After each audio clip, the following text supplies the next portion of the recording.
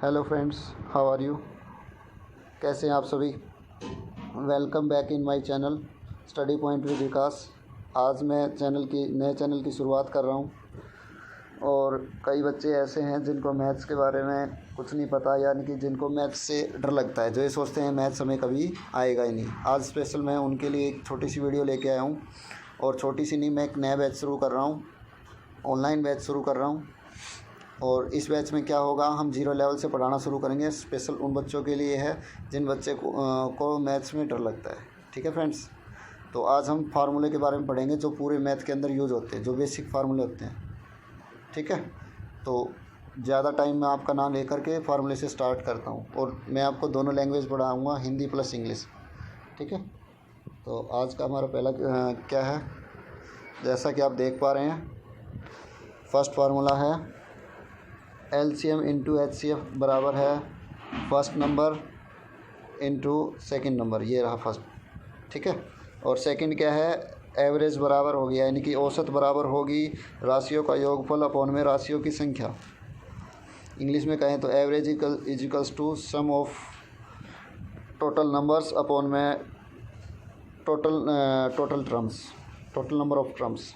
ठीक है, उसके बाद फार्मूला नंबर जो 3 और 4 आपको दिए गए हैं, ये और 5, ये तीनों के तीनों आपको याद नहीं करने। आपको सिर्फ एक ही फार्मूला याद करना है, वो क्या है, दूरी बराबर है चाल गुणा समय, यानी कि distance is equals to speed into time. सिर्फ एक ही याद रखना है, इसी से हम बाकी 2 फार्मूले बनाएंगे। ठीक है, सॉरी, इससे ऊपर वाला है जो भी है, distance is equals to speed into time. तो आगे हम देखेंगे। इससे अगला फार्मूला क्या है, नंबर 6, साधारण ब्याज बराबर है मूलधन गुणा दर गुणा समय और बटे में 100। ये रहा 6 नंबर के बारे में हम पढ़ रहे हैं। और यहाँ पे इंग्लिश में क्या होगा, simple interest is equals to principal into rate into time upon में 100। ठीक है, इनके बारे में जब हम टॉपिक पढ़ेंगे तब डिस्कस करेंगे। अभी मैं आपको सिर्फ फार्मूले बता रहा हूँ कि कौन कौन से फार्मूले आपको दिए गए हैं। और मैं इस वीडियो को 2 पार्ट्स में बनाऊंगा, एक पार्ट में नहीं बनाऊंगा, क्योंकि लगभग ये फार्मूले 50 से 60 के समथिंग है, जो एक में करना पॉसिबल नहीं है, क्योंकि एक में अगर मैं करूँगा तो ज़्यादा बड़ी वीडियो हो जाएगी। और एक बार आप इन फार्मूलों को ज़रूर देख लें, जिससे आपको मैथ्स में काफ़ी मदद मिलेगी। ठीक है, उसके बाद हम 7 नंबर जो है वो भी 6 से बनाया गया, 8 भी 6 से और 9 भी 6 से ही बनाया गया। आपको सिर्फ 6 नंबर याद रखना है, यानी कि ये वाला फार्मूला याद रखना है। ठीक है, इस फार्मूले से हम बाकी 3 फार्मूले बना लेंगे। क्लियर है, ये तीनों इसी से बन जाएंगे। उसके बाद फार्मूला नंबर जो 10 दिया गया है, इसमें कहा गया है मिश्र धन बराबर है मूलधन प्लस में ब्याज। इंग्लिश में हम कहते हैं amount is equals to principal plus में इंटरेस्ट। अमाउंट होता क्या है, मैं आपको थोड़ा सा बता देता हूँ। अमाउंट का मतलब ये होता है कि अगर हम किसी को कोई राशि देते हैं, किसी को भी कोई राशि देते हैं, तो बदले में विद इंटरेस्ट वो हमें जो वापस देता है। मान लो हमने किसी को 1000 रुपये दिए हैं, तो वो विद इंटरेस्ट हमें अगर 1100 रुपये देता है, तो 100 रुपये ब्याज के साथ दिए। इसका मतलब, क्योंकि हमने तो 1000 ही दिए थे, वो 100 रुपये ब्याज के साथ दे रहा है। इसका मतलब उसने जो 100 रुपये एक्स्ट्रा दिए हैं वो क्या हो गया, ब्याज हो गया, और 1000 रुपये जो हमने दिए थे वो क्या हो गया, प्रिंसिपल। और दोनों को मिला करके जो होता है उसको क्या बोलते हैं, अमाउंट बोलते हैं, यानी कि क्या बोलते हैं, मिश्र धन बोलते हैं। ठीक है फ्रेंड्स, अब अगला देखते हैं। अगला क्या है, अगला है नंबर 12। ये जो इसके नीचे दिया गया 11 रह गया, चक्रवर्ती मिश्र धन। चक्रवर्ती मिश्र धन क्या होता है, चक्रवर्ती मिश्र धन इसने गलत दिया गया है। चक्रवर्ती मिश्र धन की बजाय उसके बाद जो 12 नंबर आपको दिया गया है वो क्या है, विक्रय मूल्य बराबर है क्रय मूल्य इंटू में 100 प्लस में लाभ प्रतिशत और बटे में कितना, 100। इंग्लिश में क्या कहते हैं विक्रय मूल्य को, सेलिंग प्राइस, यानी कि एसपी क्या होता है, एसपी जैसा कि आप देख पा रहे हैं, एसपी होता है सीपी इंटू में 100 प्लस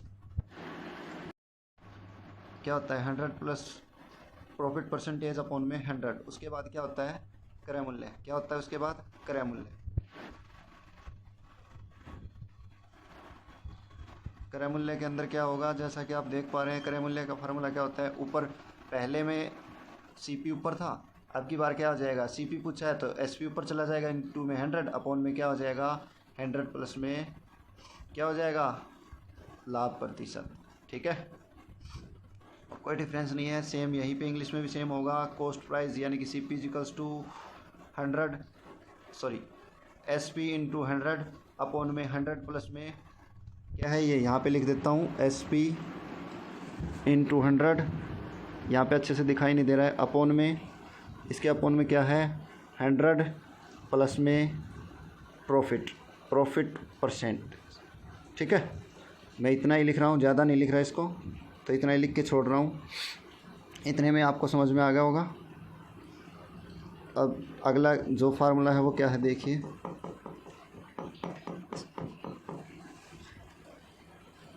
अगला नंबर है 14 नंबर, जिसको हम कहते हैं लाभ प्रतिशत। लाभ प्रतिशत क्या होता है, कुल लाभ इंटू 100 अपॉन में क्रय मूल्य यानी कि CP, क्योंकि लाभ जो होता है वो लाभ या हानि जो भी होती है वो CP के ऊपर ही होती है, यानी कि कॉस्ट प्राइस के ऊपर ही होती है। ठीक है, तो इसमें क्या होगा, profit percentage equal to profit into 100 upon में CP। सेम हानि प्रतिशत में ऊपर कुल हानि इंटू 100 अपॉन में CP, और लॉस परसेंटेज में बात करें तो ऊपर लॉस इंटू 100 अपॉन में CP। तो इससे नीचे जब जाते हैं तो क्वेश्चन नंबर फार्मूला नंबर 16 क्या है, आयत का क्षेत्रफल। आयत का क्षेत्रफल क्या होता है, आयत को बोलते हैं इंग्लिश में रेक्टेंगल। एरिया ऑफ रेक्टेंगल क्या होता है, लंबाई गुणा चौड़ाई, यानी कि इंग्लिश में क्या होता है length into breadth, length into breadth. ठीक है, बाकी ये जो लंबाई वगैरह ये बच गई, ये आप एक बार देख लेना। लंबाई बराबर है क्षेत्रफल अपॉन में चौड़ाई, ये कुछ नहीं है, ये इसी से निकलती है। ठीक है, हाँ ये ज़रूरी है, आयत का विकर्ण ये कई बार पूछा जाता है। Diagonal of rectangle, diagonal of rectangle क्या होता है, ये जब मैं आपको पढ़ाऊंगा तब मैं क्लियर कर दूंगा कहाँ से फार्मूले बने हैं, कहाँ से क्या बनता है। ठीक है, अभी आप इनको सिर्फ एक बार याद कर लें। तो इसमें आयत का आयत का विकर्ण क्या होता है, लंबाई का स्क्वायर जमा में चौड़ाई का स्क्वायर और पूरे के ऊपर अंडर रूट। ठीक है, याद रखना, इसके ऊपर पाइथागोरस प्रमेय लगती है, उसके अकॉर्डिंग निकलता है ये। तो डायगोनल ऑफ रेक्टेंगल क्या होता है वो आपको बता ही दिया है। उसके बाद नेक्स्ट होगा पैरामीटर ऑफ रेक्टेंगल, आयत का परिमाप, ये आपको पता ही है, 2 गुना लंबाई जमा चौड़ाई क्या होगा, 2 इंटू लेंथ प्लस ब्रेथ। ठीक है, उसके बाद आएगा area of square. Area of square सबको पता है क्या होता है, भुजा गुणा भुजा, यानी कि भुजा का स्क्वायर, जिसको हम कहते हैं side square. Side into side भी बोल देते हैं, एज भी बोल देते हैं।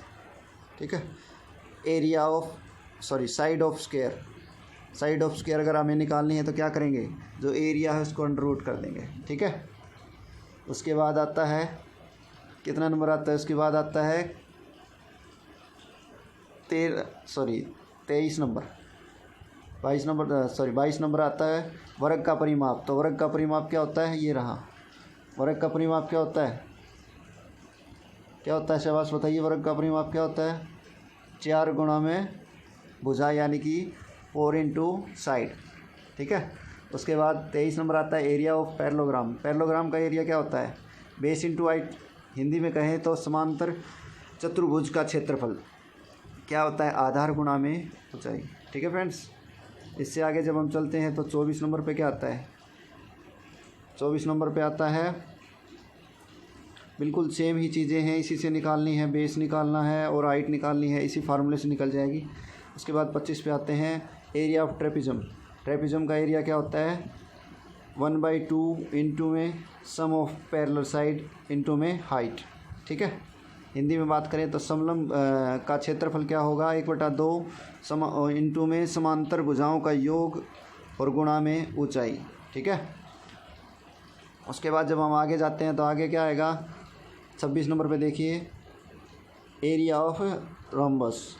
इसका एरिया क्या होता है, डायगोनल इंटू डायगोनल, यानी कि हम कह सकते हैं डायगोनल का स्क्वायर अपॉन में 2। ठीक है, जिसको डी स्क्वायर भी बोलते हैं कई बार हम। उसके बाद 27 नंबर पे जब हम जाते हैं, 27 नंबर पे क्या आता है, 27 नंबर पे है area of right angle triangle. Right angle triangle का एरिया क्या होता है, बेस इंटू हाइट अपॉन में 2, यानी कि जिसको हम लिखते हैं 1/2 इंटू बेस इंटू हाइट। ठीक है, हिंदी में बात करें तो त्रिभुज का क्षेत्रफल बराबर है आधार गुणा ऊंचाई, 1/2 गुणा आधार गुणा ऊंचाई। उसके बाद 28 नंबर जब हम देखते हैं एरिया ऑफ सर्कल। तो सर्कल का एरिया क्या होता है पाई आर स्क्वायर। एक बात याद रखें फ्रेंड्स, ये नाम अलग अलग होते हैं, बाकी हिंदी और इंग्लिश में कुछ नहीं है, बिल्कुल फार्मूले सभी सेम होते हैं, कुछ नहीं है। बस ये है स्क्वायर को क्या बोल देते हैं हिंदी में, वर्ग बोल देते हैं, रेक्टेंगल को क्या बोल देते हैं, आयत बोल देते हैं, और कुछ नहीं है। बस आपको सिर्फ यही चीज़ें समझनी है कि स्क्वायर क्या होता है, रेक्टेंगल क्या होती है, बाकी फार्मूले सेम होते हैं, चाहे वो हिंदी हो चाहे वो इंग्लिश हो। ठीक है फ्रेंड्स। उसके बाद अगले पे हम चलते हैं। 29 नंबर क्या है, लास्ट है घनाभ का आयतन। घनाभ का आयतन जिसको इंग्लिश में कहते हैं volume of cuboid. LBH length breadth height सबकी मल्टीप्लाई कर देंगे, यानी कि हिंदी में कहते हैं लंबाई गुणा चौड़ाई गुणा ऊंचाई। तो आज के लिए सिर्फ इतना ही फ्रेंड्स। आगे जो भी फार्मूले बचे हैं 30 या 25 जो भी बचे हैं उनको हम नेक्स्ट वीडियो में डालेंगे, और जल्द ही मैं आपको 1 या 2 दिन के अंदर क्लास लेके आ रहा हूँ जिसमें हम। Thank you so much. इस वीडियो को ज़्यादा से ज़्यादा शेयर करें, सब्सक्राइब करें मेरे चैनल को, और ये वीडियो उन बच्चों तक पहुंचाएं जिन बच्चों को मैथ्स में डर लगता है या फिर जिनको दिक्कत आती है। Thank you friends, thank you so much. मिलते हैं दोबारा।